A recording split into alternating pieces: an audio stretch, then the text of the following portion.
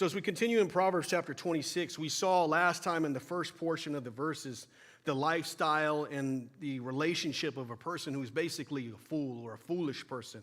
And as I mentioned before, this chapter has about 3 major themes in it, which again, it's the way of a foolish person, the way of a person who's lazy, and the way of a person who's basically a gossiper or talebearer.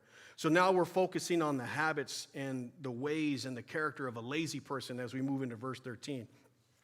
And as I mentioned last time, and just as way of reminder, when it speaks about the lazy person, that's speaking about one who's slothful, one who's idle, one who's a sluggard, or just a slacker in life. And the lazy person, they have a tendency to procrastinate. They're always doing something at the last minute or with sloppy or minimal effort in their performance. And they have a tendency to avoid responsibility, and they lack motivation of a strong work ethic or even wanting to do any even work at all.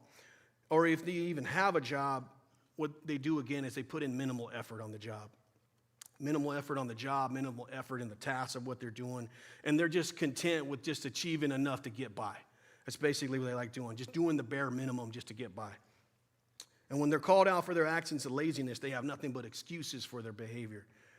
And that's what we're going to see in verses 13 through 16 of Proverbs 26. So beginning in verse 13, it says this: the lazy man says, there is a lion in the road, and a fierce lion is in the streets. So basically what's being talked about right here in this proverb is an excuse of getting out of work. That's basically what's being said. Instead of getting up and going out and working in the morning, they're making up some type of excuse as to why they cannot get up or why they can't go out and look for work. So with their laziness, they lack initiative, and they lack the motivation to even go out and find some work. And notice what it says right here in their excuse. It says, there's a lion in the road and a fierce lion is in the streets. And when you think about it, it's kind of ridiculous, right? It's ridiculous. It's absurd. There's no truth behind it. They just don't want to look for work is basically what they're wanting to do. Because even in the ancient times, and even as we have in our own society today, lions are not found in the city mostly, are they? Who's seen a lion down the road, recently? Now, I haven't seen anyone. Unless you're out there hiking in the mountains or doing something like that, usually the lion is in where? A remote area. They don't want to be bothered with people, and they're just off doing their own thing. So, but again, you're not going to find a lion out in the street or something like that. Again, it's just basically, it's a fabricated excuse and a fabricated danger of what they're trying to say. And it's just to justify their actions of not wanting to work or basically finding any work. Just an excuse pretty much. And this does happen, by the way. You do have people out there like that. You have grown men and you do have grown women who have the capability of working, and they're just lazy in their behavior. They don't want to work at all. And they're just looking for handouts in life. And you do run into people like that. And I'm not talking about somebody who's disabled or at home or who is married and they're at home taking care of the kids and all that, because that's a job in itself. I mean, try staying at home and taking care of some kids. That's a tough task right there. That's a job in itself, as I say. But it's talking about right here someone who's a grown adult who has the capability of working, but they don't want to find any work, and they just basically, they want to watch TV all day or be on social media all day, scroll through the latest videos and see what's on there and just look at the nonsense that's out there. Or they just want to sit there and do this, because I've seen people do this as well. They just want to play video games all day. Play video games. And you know, I'll be honest, I love video games. I used to play them when I was a kid, and I played them many years, but you know what? I don't have time anymore. As I aged into a man, I just don't have the time. But I've always loved, I was a kid of the 80s and 90s, so video games were big, but I just don't have the time anymore. But some people are just addicted to that they can't even get off of that to even find a job. And basically, you got even people calling in work sick because they want to play the latest video game. I've seen that happen too. And they get something like Call of Duty comes out, like, oh man, I got to stay home and play this game instead of going out and working. Or here's another thing that's a possibility happening. They just want to drink alcohol all day, or they just want to sit there and smoke marijuana and play video games. You see that too. People do that, and then they become very lazy. And instead of just saying, getting up and working hard, going out there and trying to find a job, it's just nothing but an excuse. And again, like I said, I've seen people like that over the years. I remember when I was in high school, and this was back in the 90s, I had a friend whose mother was a nurse, and she went out and worked for her job, but she did have a boyfriend that was a live-in boyfriend with them, And I still remember when I would go to my friend's house with him after school sometimes, we would go by and the boyfriend would be there after school in the house just playing video games and, just chilling or listening to music or watching TV. That's basically he would be doing. But I remember what would happen is eventually my friend's mother gave that person an ultimatum, say, hey, you need to find a job or you need to go out and work. Otherwise, this relationship is over. But that guy chose not to work. So the relationship split up. He was basically looking for a handout. And it's sad when you have people who act like that or want to be like that, who'd rather end a relationship than get a job, get some work. Because you do have people out there that they work harder at making excuses for themselves, not working, than rather going out and getting some work. They work harder at scamming others, scamming people instead of actually trying to find a legit job. They'd rather do that instead. And I've seen this even in the church where you have people that go to churches because, the church is gracious and the church gives out money, and we do that. But what happens sometimes is people try to go to the church for a free handout. They go to the church for a free handout. They'll come up with, a sob story, say, I'm out of luck, I'm this and that. And you should always use wisdom when you're approaching those things and ask questions. That's one thing I did when I was a law enforcement officer. Whenever I investigated something or somebody came to me with something, I would ask questions after questions to see if this person is lying or telling the truth. And I'll be honest, a lot of people got mad at me for that because you would find out a lot of things that are revealed. But people do come up to the church, they do have some stories, and they do say, well, I'm on hard times, I'm this and I'm that. And when you tell them something like, hey, I got some work for you to do, this is the way I'm going to give you the money. I'm going to have you earn this money by helping out at the church, or even by, hey, I got this job for you over here. I know this guy. He can hook you up with the job. And all of a sudden, when they come up with that, when you tell them, they just have a ton of excuses instead. They're like, nah, man, you know what? I got back problems. I got this problem. I can't get off the couch. My car's broken down. It's like, well, how'd you get to the church then? So you think about that. But they have all these excuses when you start asking them, hey, can you do some work for this? But again, it goes back to trying to just get a handout, trying to get a handout, trying to scam others. It goes back to being pure lazy rather than actually trying to go out there and provide for yourself. And I've stated before, and this is something that I've always felt, I don't like laziness. I can't stand it. I believe that you need to work hard in life, and the Lord rewards the fruit of your labor. What you do out there, what you do with the work of your hands, God honors that, and he rewards that. He doesn't honor laziness. It's something he doesn't honor. There's no room for laziness in the kingdom of God. There's no room for that. And God's not going to honor that. It reminds me of, some people want like the story of Elijah the prophet. Oh, I just want to sit here and let the ravens drop off some meat as I just chill. It doesn't work like that. You got to get out there and you got to go out and work. And that's something I did. Even when I was living on my own at the age of 21, that's something I was doing. I was renting a room at the time. I was actually working 2 jobs. And I was just trying to make it, just trying to survive and just trying to, make sure I had some food to eat.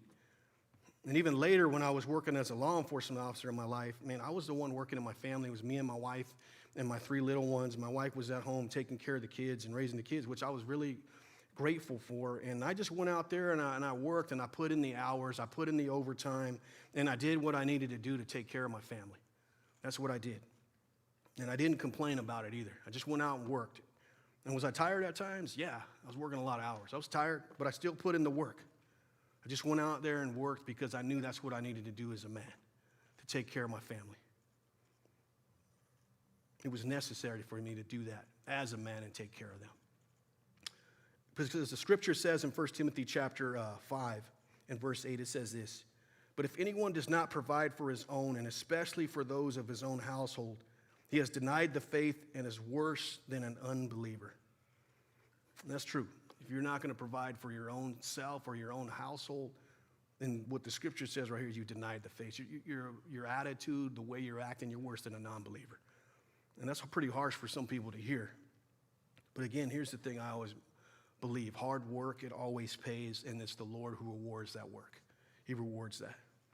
And you have to work with your hand. It was even the Apostle Paul who said in 2 Thessalonians chapter 3, verses 7 and 10, he said this, for you yourselves know how you ought to follow us, for we were not disorderly among you, nor did we eat anyone's bread free of charge, but we worked with labor and toil night and day, that we might not be a burden to any of you, not because we did not have authority, but to make ourselves an example of how you should follow us.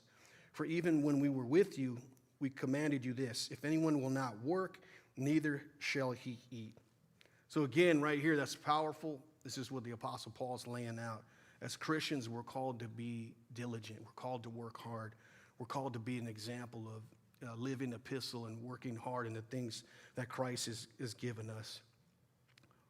And again, I always tell people, the Lord honors hard work. He doesn't honor laziness. He doesn't provide for laziness either. So as believers, we need to make sure that we're out there working hard. So moving on to verse 14 in chapter 26. It says, as a door turns on its hinges, so does the lazy man on his bed. And what we have right here is the lazy person. It's being compared to a door being turned on its hinges. And the door in this proverb right here represents something that moves, but it doesn't progress. It's just swinging back and forth, but it doesn't move forward. It turns on its hinges, but it just remains in place. And that's the same as the lazy person. They're basically stagnant in life. They're never getting anywhere in life because of their laziness. So instead of getting up for work and trying to go out there and earn a living and an income, they're basically sleeping in or staying in the bed or doing nothing with themselves of their life and excuses. And they basically see no progression in their life whatsoever. In Proverbs chapter 20, verse 4, it says, the lazy man will not plow because of winter. He will beg during harvest and have nothing. And also in Ecclesiastes chapter 10, verse 18, it says, through extreme laziness, the rafters sag, and through idleness, the house leaks.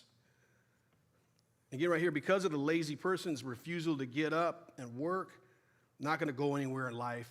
Things are just going to be pretty much messed up. Your house is going to be neglected, and it's basically going to be falling apart. And I've seen that over in my lifetime because I've worked as a deputy sheriff. I've been around so many things. I've seen people.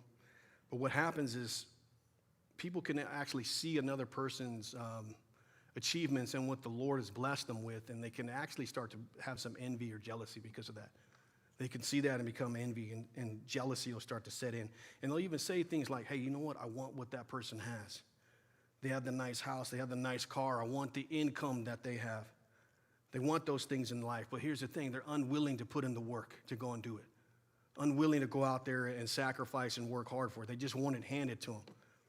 And instead of just going out there and working hard and asking God for wisdom in their financial dealings or wisdom in how they work, they start blaming other people. They start pointing the finger, and they start saying, you know what, I'm not where I should be in life right now, and I'm not where I should be because I don't have these certain things, and it's because of this circumstance, it's because of that circumstance, or it's because of him or her, and they start pointing the finger at everybody else.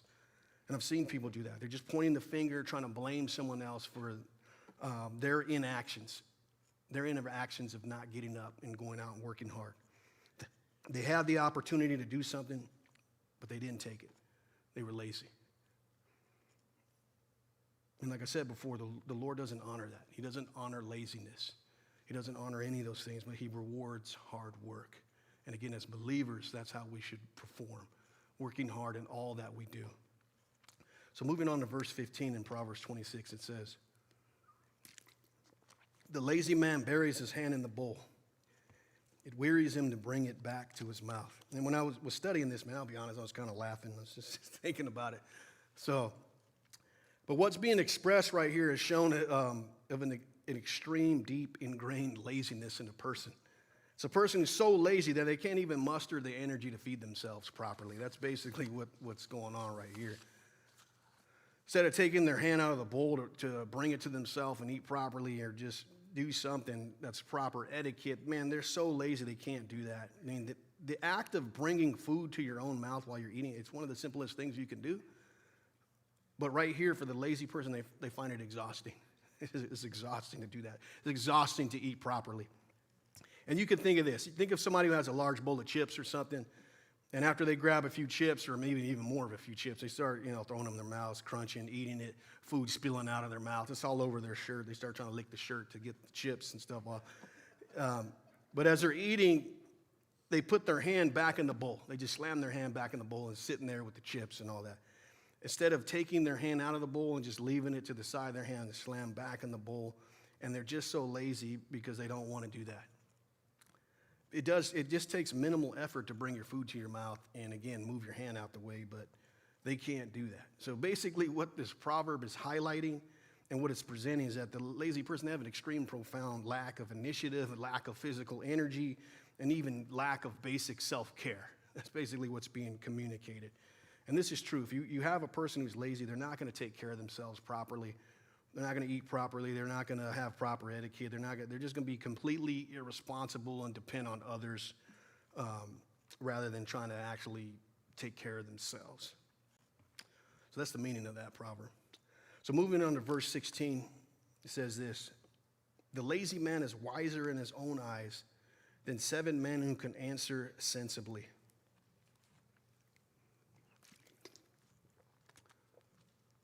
So what's being said right here is that the lazy person thinks that their own opinion and their excuses for their laziness, that it's okay and it's right. In their excuse for why they're not getting a certain task done or why they're not working or why they cannot go out and work and maintain a job, they feel that their excuse actually is legitimate in their mind. They basically convince themselves in their mind that it's okay for me to be lazy, it's okay for me not to have a job and to avoid responsibilities. They basically deceive themselves in their mind and they believe their own excuse. Even when somebody confronts them about their behavior or laziness and they call them out for their behavior, they still don't believe it. Why? Because they've convinced themselves that, you know what, I'm really not that lazy. I really do have something going on, and, they make up a ton of excuses and they believe that excuse. It's basically what they're doing. And it's deception. It's basically self-deception. And one of the greatest deceptions out there is self-deception. And that's where you convince yourself of a lie and you excuse yourself of certain things rather than actually taking hard look at yourself and saying, hey, you know what, I need to change these things in my life. They've basically believed a lie rather than the truth, and they deceive themselves. They're in denial, basically what it comes down to. And that's why it's so hard to talk to someone who's in denial about their behavior, because they've convinced themselves that, you know what, I'm okay. Everything else is okay. It's everyone else. And they have excuses for their behavior, even, like I said, when people call them out about it. And sadly, this happens too often. It does happen. You do see it when you have people who are what? Addicted to drugs, addicted to alcohol, or whatever vice has them. And they've been told by numerous people, hey, you have this problem and you need help. And they just kind of blow it off and they convince themselves in their mind that, hey, you know what, I got this under control. And they don't have it under control. And instead of recognizing their behavior for what it is, they rationalize it in their mind. They rationalize something, they make it acceptable, and they're basically deceiving themselves. And unfortunately, this happens a lot in human behavior, and it's very sad. You see that. Because being self-deceived, it prevents us from seeing beyond our own opinions and thinking. It also leads us to decisions later in life where we start making really poor decisions, really poor judgments, and making excuses for our behavior as well. And in this case, the lazy person right here, they feel that they're not lazy. And again, it makes it harder to talk to them and motivate them to get them to go out and work. But here's one thing, though. True wisdom is marked by humility. And it's a willingness to learn, and a willingness to hear from others, and a willingness to be corrected, and a willingness to say, hey, you know what? I need to take a self-reflection of myself. And if somebody's telling me something that's true, instead of me, puffing up my chest and say, who are they? They can't talk to me like that. No, I need to really take that in and say, you know what? Is this of the Lord? Is this something that's in my character that I need to change? And that's true wisdom, and that's true humility right there. In Proverbs chapter 12, verse 15, it says this: the way of the fool is right in his own eyes, but he who heeds counsel is wise. That's so true. You got a fool that thinks everything is right in their own opinion, in their own head. But if you heed counsel, you heed the counsel of somebody who's wise, you'll become wiser. So moving on to verse 17 of Proverbs 26. It says, like one who takes a dog by the ears, so is one who passes by and meddles with strife not belonging to him. So what's being spoken of right here is getting involved in an argument or a quarrel, what they call beef between two parties of people that has nothing to do with you at all. Basically, you're inserting yourself in an incident against two people and you shouldn't even be involved in that. And when you do so, like it says in this proverb, you're just asking for trouble. That's what happens when you take a dog by the ears. Who's taken a dog by the ears lately and grabbed them? You start to walk a dog around. If you do that, what's going to end up happening? You try to bite your arm off or something like that. Yeah, it don't go well. I have 2 German Shepherds at home. I've never tried to grab the dog by the ears. The collar, yes, but not by the ears. Man, it's going to probably bite me anyway. But basically what it's saying is you insert yourself into problems that are not your own, and you're going around being a busybody. It's basically dangerous, it's foolish, it's unwise, and you're just creating problems for yourself. And you can't blame anybody when things start happening or you get some hurt or pain in your life. And I remember even years ago now, I went to see my cousin playing in his NFL game. He used to play for the 49ers, but he's since retired. But I was in the stadium, and I was sitting in a row, and I remember there's people, several rows, just a little bit further up from me. But as I was sitting there, they were drunk off alcohol. One person started cussing at another, and, people started, shouting back and forth. And then somebody who was off to the side, was not even involved, gets up and starts saying something to the other guy. And all of a sudden, the attention turns to him, and then they end up in a fight right there, and they start fighting. And later, the security has to come and escort them all out of there, and they end up getting arrested for the fighting and what happened. They got kicked out of the stadium pretty much. But again, when you think about it, it was completely unnecessary for a guy who was not involved in that, who was several rows over, just to start saying some stuff and getting involved and getting in a conflict that he didn't need to. And then it didn't end good for him, because what happened? He got kicked out, and he got arrested for it too.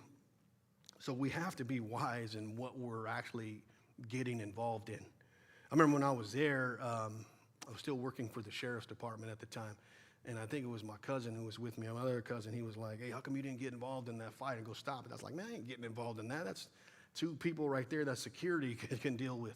If I get involved in that, man, then I'm going to get kicked out. And then I'm going to have to explain to my job what happened. And it's going to be all bad, I'm not going to get involved in a drunken stupor like that." And that's true, though. And in 1 Thessalonians chapter 4, verse 11, it says, "That you also inspire to lead a quiet life, to mind your own business, and to work with your own hands." That's true right here, minding your own business. Because some people like to get involved in everything, right? They got to be there. They got to be inserting themselves in something. But as Christians, we are called to live a quiet and peaceable life, and we do need to mind our business. We're not just to go around getting involved in conflicts just for the sake of it, but we are to recognize and respect the boundaries of others and their relationships and their conflicts. Because not every situation requires me or you to have my input or your input or our intervention or just putting myself in there and getting involved. It doesn't require that all the time. Especially this, if you don't know the full details of something, right? If you don't know the full details, I'm not going to insert myself in that, because one party may seem right, like it says, until another one does what? Comes and cross-examines and asks, "Hey, what's really going on here?" So you don't just want to hear one-sided stories. But here's the question we have. When do we intervene in a conflict? When should we? If something's happening in front of us, do I intervene? What do I do? And here's what I always tell people. If somebody is in imminent danger, you need to intervene. And what I mean by imminent danger is there's some violence taking place. There's domestic abuse. There's child abuse. There's extreme violence. There's threats being made to someone. Someone tries to kidnap somebody or something like that. Or that's when you should get involved. That's when you should get involved right there. And you don't stand by idle and do nothing, especially when somebody's being harmed right in front of you or threatened or anything like that. That's the time to act. And sometimes even the time to act is just by calling the police. Hey, I'm going to call the police. I see what's going on. I'm going to get in that, especially if you're not one who really wants to engage in some physical combat out there, as they call it, physical fight. But if you see situations like that, you want to use wisdom in getting involved. Because we're not called to stand by idle if somebody's being hurt or they're in imminent danger. You do have to act. You do need to step in and say something. I remember years ago now, and I don't know, this stuff like this seems to happen to me often. I'll just be driving and doing something. I'll see things that are going on. But I remember years ago now, I was with my oldest daughter. She was about 5 years old at the time. And we had gone to Disneyland. And so when we were leaving the park, we parked way up at the top, and I still remember it was the goofy level. It was like really way up there. And then we were going to our vehicle. As we were walking over there, there's this guy that's on the top floor, and he's with his buddy, and he's shoving around his girlfriend, pushing her and shoving her and cussing her out right there. And here I am seeing all this go on, and this guy's about 30 yards away from me. So I see this go on, and I tell my wife, hey, you and my daughter's name is Raquel. I said, hey, you and Raquel get in the car. I'm gonna deal with this right here. So call the police if something happens. So I see this guy, and I turn towards him, and he's sitting there yelling at her, cussing at her, shoving her, making a big old commotion. And I tell that guy, hey, I start yelling at him, hey, and he turns around at me. I say, hey, man, you want to push on somebody, come push on me, but stop pushing on her. And so this guy looks at me, and he starts cussing at me, yelling at me, and then he starts walking towards me, him and his buddy. And so as they're coming towards me, I'm just sizing them up because I'm like, okay, it's going to go down. It's going to go down then right here. And as they were walking towards me, I just remember that his friend looking at him, looking at me, and then looking back at his friend. And I guess he thought I had some fire in my eyes or something, because as they got in within about 7 yards, he grabbed this friend in a bear hug, and he said, sir, we don't want no problems with you. We don't want any problems with you. I'm going to get him out of here. He's been drinking a little bit, and I'm going to deal with it. So he grabbed his buddy, and they ended up taking off. And so I ended up getting in the car. My wife asked me what happened. I was like, man, he said he didn't want nothing. He didn't want no problems, and he was going to take care of his friend. And by that time, the person's wife or girlfriend, whoever they were, they ended up leaving. So they were by themselves. But again, if you see things like that, you got to do what? You got to take some action. And that can be, like I said, just calling the police. If somebody's being harmed right in front of you, if you have knowledge of an incident, then you have to step up and do the right thing. And again, you want to pray about the situation. Use wisdom, pray, ask the Lord for discernment. And you can even use a quick prayer like, Lord, give me wisdom on how to help. How do I deal with the situation? Because you don't want to turn a blind eye to things.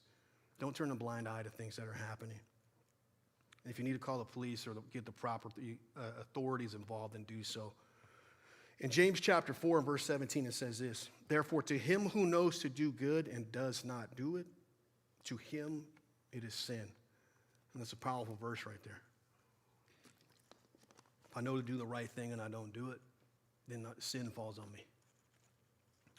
So moving on to verses 18 and 19 of Proverbs 26, it says this, like a madman who throws firebrands, arrows, and death is the man who deceives his neighbor and says, I was only joking.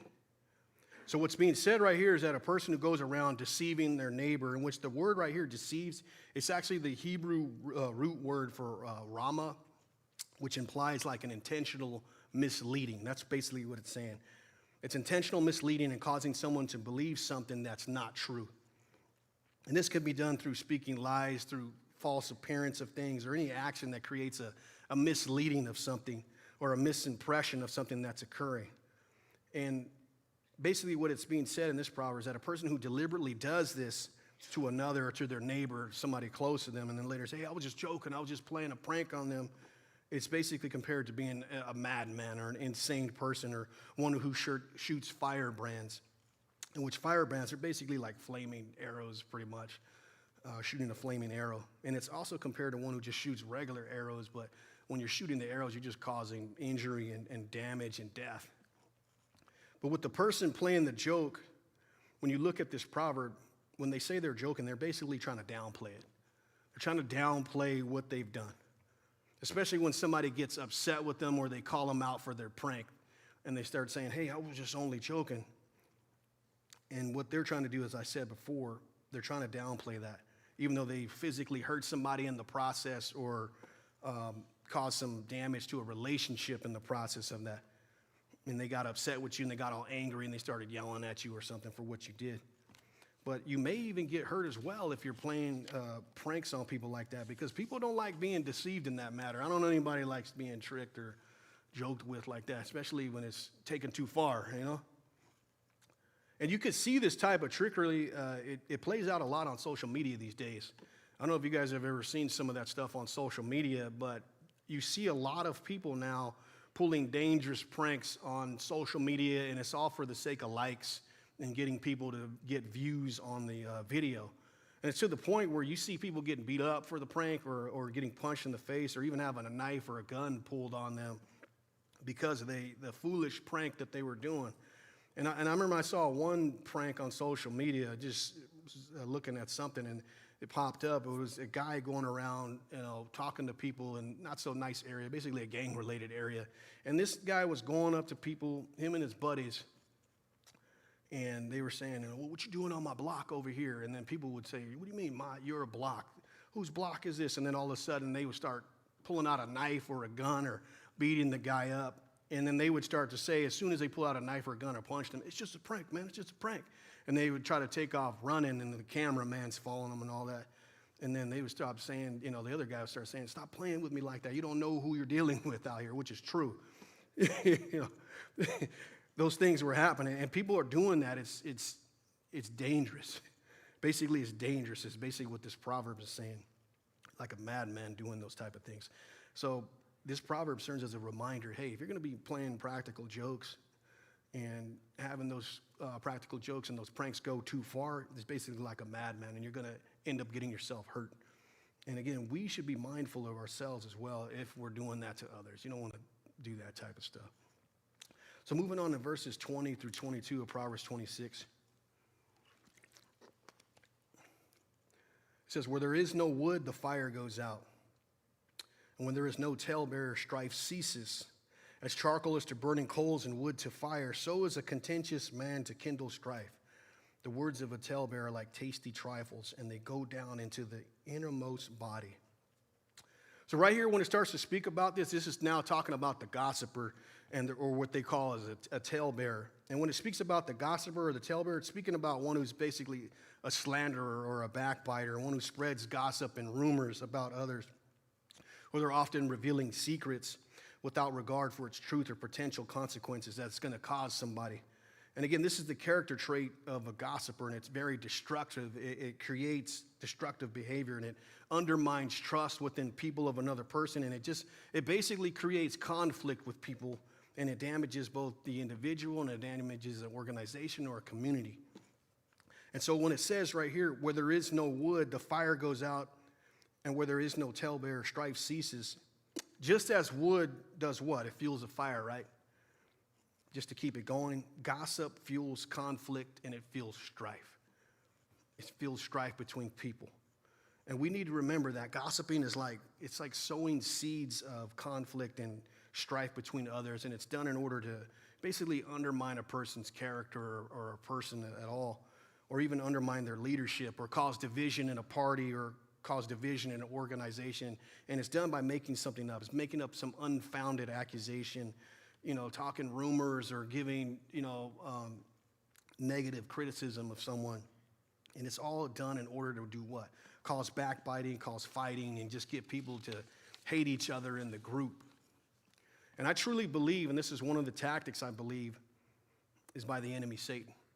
It's definitely a spiritual warfare tactic, and it's always to do what? To gossip, to slander, and to spread rumors about others. And again, it's always done to destroy the unity of human beings together. And it's also done in the church at times as well, because sometimes there can be gossip and rumors, and it's done to do what? Destroy the unity of the body of Christ. Destroy the unity from the church moving forward in the kingdom of God. Destroy a person's ministry, or destroy a person's reputation, and create strife. And again, when that happens, people start to focus on fighting within themselves and not on the actual task of what they need to do, not on the task of the kingdom of God, not at the actual problem at hand. And again, that's a spiritual warfare tactic, and it's often used by the enemy. And if you're taking notes, I would definitely write that down, because that's what the enemy does. And there are many people out there who thrive on gossip. They thrive on gossip. They thrive on false accusations against someone, or speak about an organization in a negative way, and there's no truth to it whatsoever, but that's what drives their life. They're driven by rumors and gossip and all that. They're driven by creating conflict and negativity among people. And I've known people like that. That's how they live their life, in conflict and negativity. It's like what it says in verse 21 of Proverbs 26. It says, as charcoal is to burning coals and wood to fire, so is a contentious man to kindle strife. And again, some people live for this type of behavior and creating conflict. They can't function unless they have conflict in their life, or they create conflict in other people's lives. And for them, it says, the scripture says in verse 22, it's like tasty trifles, and they go down into the innermost body. The rumors, the gossiping about others, the slandering, and the spreading trash or talking trash and the nonsense, for them, was what that verse means. It's like a delicate dessert that they eat. It's like a delicate dessert that they eat, and they take it down. It's like juicy and tasty. And that's basically where you even get the term juicy gossip. Who's heard of that term? I'm into some juicy gossip. And that's basically what's being communicated right here. Because gossip can be tempting. It can be tempting to satisfying our own sinful nature. So we got to guard against that. We got to guard against gossip and rumors and nonsense. And some people would say, well, I just want to hear so I can pray for them. People say that all the time. It's like, no, man, you want to hear the gossip. And go tell somebody else. You don't want to do that. Because again, there are people out there who want to hear the gossip. They love hearing the gossip, and they hang on every word of the gossip, and they just devour it. They're like, man, I need this. I want to hear this. And then they go and tell somebody else. And in Proverbs chapter 16, verse 28, it says this: a perverse man sows strife, and a whisperer separates the best of friends. That's so true right there. And as Christians, again, we must guard our heart. Guard your heart from hearing gossip. Don't be a trash can for others. Don't let them dump on you and all that. See what they're saying. Guard your mind and guard your heart against the temptation of gossip. Because, gossip, it often stems from a heart issue with somebody or a heart issue with somebody else. And it can be envy or jealousy or strife at times, or where the gossip starts, or even pride at heart sometimes. You're walking in pride, and gossip somebody can start gossiping about somebody else. So again, we got to guard our heart. And for us, we're called to do what? Speak the truth in love. Speak the truth in love and pursue peace and harmony with one another. And I'm not talking about, how do I want to put it? Allowing someone to say something that's false or untrue. That you should always confront. You should always confront that. That's not gossip. You're confronting something that needs to be truthfully said. And you always want to do that in love. But somebody speaking just slander or nonsense that's not even there, then that, you don't want to hear any of that. And you want to keep moving forward. So we always need to do what? A self-reflection of our own heart and of our own actions, just to be sure that we're not contributing to any type of gossip or strife, even in our own relationships, or even creating it out there. You don't want to do that. You don't want to create strife or gossip. So we just need to be mindful on the potential impact that it can have when somebody's speaking like that, or just spreading some rumors. And if you need to shut it down, you need to tell somebody sometimes, hey man, I don't want to hear that. I don't believe it's true. Stop talking to me about that. And sometimes people get offended, but hey, they need to hear the truth sometimes. So, but moving on to verse 23 of Proverbs 26. It says, fervent lips with the wicked heart are like earthenware covered with silver dross. So what's being communicated right here is the practice of deception. It's appearing one way, but actually being something else rather than another. That's basically what it is. Because fervent lips, it's a picture of someone who's pretending to have a deep affection, but they don't really have that affection for the person. And because earthen vessels, they're everyday items that are used for like storage and cooking. And with these vessels actually too, especially in the times of Israel, the ancient times of Solomon, there was like a thin layer of glaze applied to the pottery, in which it would make the vessel appear more attractive and sometimes waterproof, but the glaze could often hide like imperfections and weakness in the clay. So this is speaking about, basically superficial or outward beauty or integrity, but inward there's all types of like rot and decay. It's basically like being in front of someone who's speaking about somebody outwardly about nice things, and they're saying all these nice things about this person, but then inwardly they really hate this person. They want to see their downfall. They can't stand them. They want to see their destruction, and they're even plotting against them in some type of way. Basically putting on a front against somebody. Smiling in their face, but in their heart, they hate them. And they're looking for some way to take advantage of them. And a good example of this, too, when you look at the scriptures, would be Judas Iscariot. When he was in the Garden of Gethsemane, when Jesus was in the Garden of Gethsemane with the disciples, before his arrest and betrayal, it was Judas who came with what? A troop of soldiers. And he said that he would identify Jesus with a kiss. And so he walks up to Jesus and he starts smothering him with kisses. And that was a sign back then of greeting and friendship.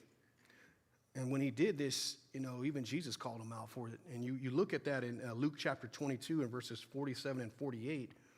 where it says, "And while he was still speaking, behold, a multitude, and he who was called Judas, one of the 12, went before them and drew near to Jesus to kiss him. But Jesus said to him, Judas, are you betraying the Son of Man with a kiss?" And that's what he was doing, putting it on the front. He had evil in his heart, but he's sitting there kissing Jesus and saying, "Hey, Rabbi," and all these other things. And the Lord even calls him out. How do you betray the Son of Man with a kiss? So the point of this proverb is not to be fooled by the words of people or their appearance alone.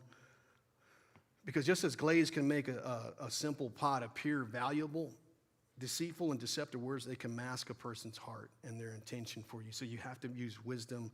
You got to be careful with somebody who's speaking flattery pretty much, or has a desire to take advantage of you.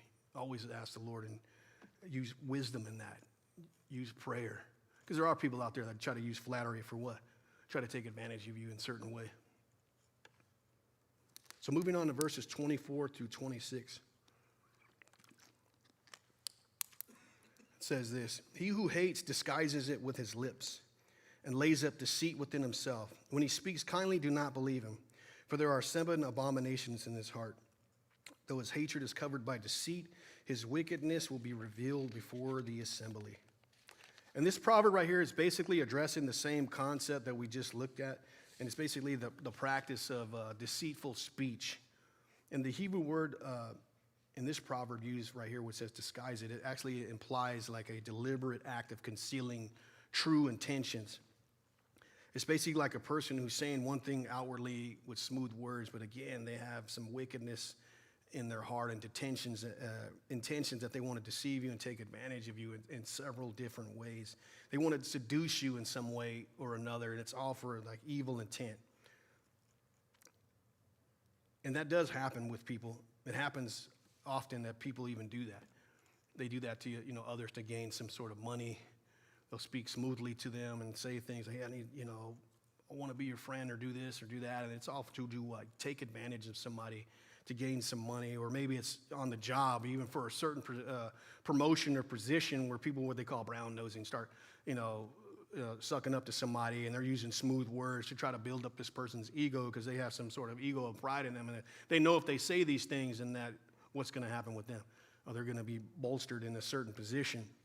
Or you can even see this when people try to take sexually advantage of someone, and they'll use words of deceit like this and trying to, get in a person's feelings or heart. And you even see this too a lot with human trafficking as well, where they draw people in with a certain words and promises of a lifestyle, and including money. But then once they have a hold of them, what happens is they abuse them. They abuse them, and they're trafficked. And that type of thing, it happens a lot. It really does happen. Even happens in the world of politics, when we see that as well. You see that in politics where you hear certain people that are running for offices or positions, they need votes. So what do? They start studying their crowd, start studying their people. They start using religious veneer. All of a sudden, they're going to church every week when they never gone to church a day in their life. And all of a sudden, they're in church and they're saying, "I'm a Christian now," You see that a lot, but it's all to do what? It's all for manipulation. It's all for disguise. It's all based on someone's feelings. And they're just looking for certain positions of power. They want to obtain a position of power. And they know they need votes, so they try to do what? Manipulate somebody with false words. So you have to be aware of that. It's like what the Lord said about the people of Israel doing to one another through the prophet Jeremiah. And in Jeremiah chapter 9, verse 8, it says this: "Their tongue is a deadly arrow. It speaks deceit. With his mouth one speaks peace to his neighbor, but inwardly he sets an ambush for them." And again, that's so true. So you have to be aware of the words that people are using. And the number one manipulator out there, especially with words or disguises, is Satan himself. He'll disguise himself as an angel of light. Even in the Garden of Eden, when you look at what he did with Eve, he didn't even come at her yelling and screaming. He wasn't yelling. He wasn't screaming. He wasn't saying, "If you eat this fruit right now, you're dead. You're going to die. I'm going to rule over the earth. I'm going to destroy you. I'm going to destroy these people. I'm going to enslave all of you." I'm pretty sure if he said that approach, I don't think she would have did what? She probably would have been like, "Hey, I ain't taking this." So what happens, he did what? He presented himself as what? One seeking out her what? Her own best interest. He was seeking out her own best interests, her own best intentions, and he was one speaking like one who cared for her. has God really said? You know, you're not going to die. You're going to be as a God. Your eyes will be open. You're going to have this power. You know, that's basically what he's saying. Satan painted a side of evil and sin that was good. And with that, she took the deception. She ate of the fruit. He manipulated her. Satan manipulated her. He twisted the words to take advantage of Eve. And it was in order to get her to sin. And that's what Satan does out there. He does do that. He paints a picture for us that a lifestyle of sin, a lifestyle of partying, a lifestyle of using drugs or alcohol or getting drunk and sleeping around or cheating on your spouse or stealing is all fun and pleasure. But he doesn't tell you the after effects, what it cost you in your life. He doesn't tell you that part. He doesn't tell you about the effects of drugs on your body, how it destroys your body, how you get arrested, how you're drinking alcohol and all of a sudden you're getting DUIs and you're getting arrested and you're going to jail, or you're sleeping around and you're getting sexually transmitted diseases, or you lose your family, you end up in a divorce and you lose your kids, you lose your job. They don't tell you that part. Satan doesn't tell you that part. But he entices you to see it as something that's beautiful, something that's fun. It's like what they call the beautiful side of evil. He wants to say that, hey, this is acceptable. You can get away with this. This is actually fun for you. And it's very deceptive. And that's how the enemy works. He works deceptively. And in 2 Corinthians chapter 11 and verse 14, and this is speaking of Satan himself and how he disguises himself as something appealing, as an angel of light. And in 2 Corinthians 11:14, it says this, and no wonder, for Satan himself transforms himself into an angel of light. Therefore, it is no great thing if his ministers also transform themselves into ministers of righteousness, whose end will be according to their works. Again, as Christians, we need to be discerning. We need to be discerning somebody's words or deceptiveness, and we need to see the temptation that's put in front of us as well for deceptiveness to get us to fall. And we need to remember, judging a person's speech, and we need to use wisdom so that we're not taken advantage of as believers. But in the end, no matter how well hidden a person's sinful motive may be, the wickedness will eventually be revealed. And that's what this proverb talks about. It will be revealed. God will ultimately reveal the wickedness that is hidden in some way or another, and he'll bring it to light, and he'll judge that sin. In the Gospel of Luke chapter 8 and verse 17, it says this, for nothing is secret that will not be revealed, nor anything hidden that will not be known and come to light. And for some people, that's a scary verse because they're out there doing some things that they shouldn't. But for us as believers, especially if we've repented and the Lord has forgiven us, then we have nothing to fear in that. Nothing to fear in that because it's under the blood of Christ. So moving on to verse 27 of Proverbs 26. It says, whoever digs a pit will fall into it, and he who rolls a stone will have it roll back on him. And again, as I've shared this before, this goes back to the universal law of sowing and reaping.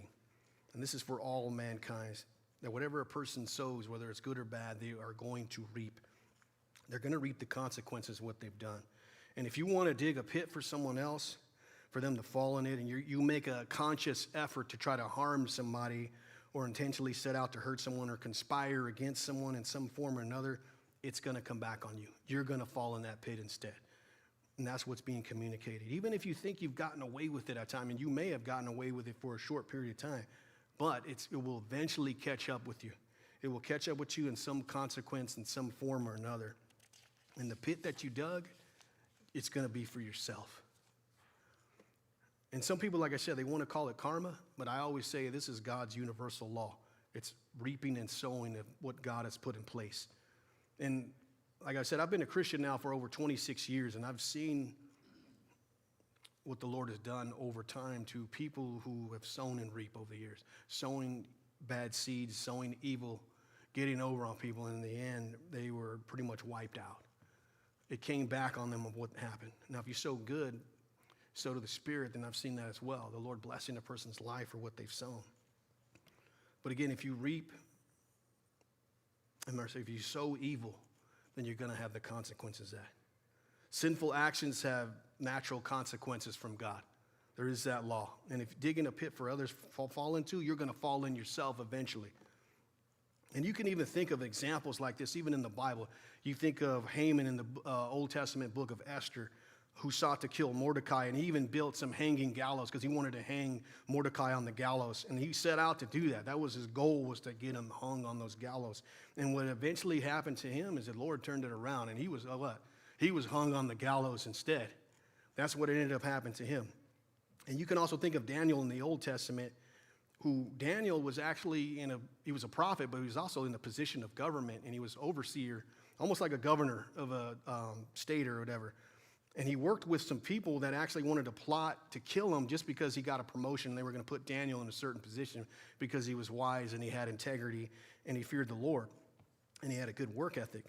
And these people wanted the positions for themselves, so they basically set Daniel up to say if this man prays, and they went and wrote a decree to the king that no one should, pray to any other god except for acknowledging the king. And they knew what they were doing, and so with that, they set up Daniel. And Daniel ended up eventually getting thrown into the lion's den, but the Lord shut the mouth of the lion. And even the king was troubled, and he realized later, hey, man, these guys plotted against Daniel. And he loved Daniel pretty much, and he was like, you know what? The Lord will deliver him. I trust his God. But what ended up happening with those people who did that is it got turned on them eventually. Daniel was unharmed by the lion. So what the king did with those other people is he took them, he tossed them into the lion's pit, and he tossed their families into the lion's pit. And before they even hit the ground, it says, man, the lions just pounced on them and destroyed them before they even hit the ground. So that goes to show you, if you're going to plot like that, that's going to come back on you. It's going to come back on you. You're going to reap what you sow. And also, too, here's one more example. I was looking this up. It's in the book of Judges in chapter 1. And when you read about the conquest of the land of Canaan and the king that the people of Israel captured, his name was Adoni-Bezek, and in which this king, before he was an evil king, he captured like 70 other kings. But what he would do with them is he would cut off their thumbs and he would cut off their big toes. So basically they couldn't move. But that king, Adoni-Bezek, he was repaid in the same way. And you can read about it. It's in Judges chapter 1, verses 6 and 7, and it says this. Then Adoni-Bezek fled, and they pursued him and caught him and cut off his thumb and big toes. And Adoni-Bezek said, 70 kings with their thumbs and big toes cut off used to gather scraps under my table. As I have done, so God has repaid me. Then they brought him to Jerusalem, and there he died. So that's pretty powerful right there. And the point of what I'm saying right there is you seek out to harm somebody else. If you're sowing that type of stuff, eventually you're going to fall into what you've done. And you're going to get repaid instead. So sow to the spirit and not to the flesh. That's basically what the point is saying. So moving on to the final verse in Proverbs 26, verse 28. It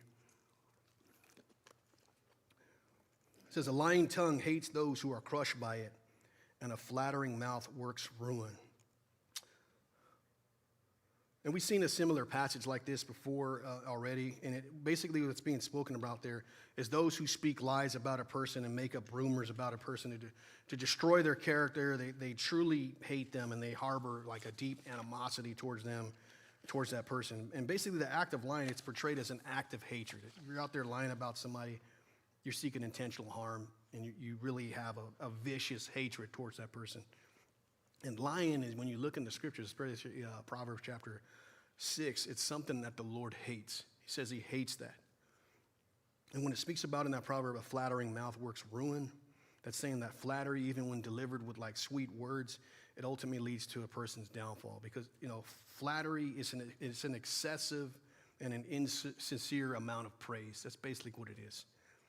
But it's often done, and it's given to those who they want to do that. They want to flatter somebody, but it's often done to do what? Further their own interest. They're trying to further their own interest. And so when you flatter somebody, especially someone who's full of pride, or like I said, they have a big ego, that puffs up the other person. And they're like, hey, I like this person, man. They just gave me all these compliments. And somebody starts running with that, right? And so that ends up with that person who has the big ego. It leads them to making poor decisions and being manipulated by the flatterer. And it just ruins everybody, ruins everything in the end. So as believers, how do we respond to flattery? How do we deal with that? As Christians, we're called to speak the truth in love to one another. We speak the truth in love to one another. We don't lie to one another. We don't use deceptive speech. And we don't conceal hatred towards one another. We don't do that. Because again, we belong to Christ and we've been redeemed by the Lord. In the book of Colossians chapter 3 and verses 9 and 10, it says this: "Do not lie to one another, since you have put off the old man with his deeds, and have put on the new man who is renewed in knowledge according to the image of him who created him." And it's so true. We don't lie to one another. But again, we put off the old man and we love one another. And that's hard to do sometimes. It's hard to do. That's why every day it takes a dying to yourself and asking the Lord, hey, you know what, fill me with your spirit. Help me to love others. Help me to love others, even those who are unloving. And I guess when you do pray that prayer, you're going to get a whole bunch of unloving people. So you got to love people. But again, we must be wise and we must be discerning. We must recognize the difference between genuine encouragement from somebody that's given us encouragement, and versus someone who's using manipulative flattery. You got to recognize that. Because there are those who out there who intend to flatter, but they have wicked and evil intentions. So you got to use that. They want to take advantage of you in some way. So be wise, be discerning in that manner. And so as we conclude right now, we want to continue to walk in the wisdom that God has given us, especially in these Proverbs. Walk in what God has given you. Put them to use, practical use in your everyday life. And in all we're getting, as the Proverb says, may we get understanding. Let's close in prayer. Father, we thank you for this time in your word. And Lord, we ask that you would fill our hearts and our minds with your wisdom, with your understanding. For your word, Lord, it guides us. It's a light to our path. It shows us the way, and it safeguards our life and all that we do. And Lord, so may you be with us throughout the rest of this week, especially as we enter the mission field that's out there. And may we use wisdom, may we use understanding, and may we honor you, Lord, in all that we do as believers. So we just want to praise you, Lord, in all things. And may we, in all we're getting, Lord, may we get understanding and wisdom from you. In Jesus' name, amen.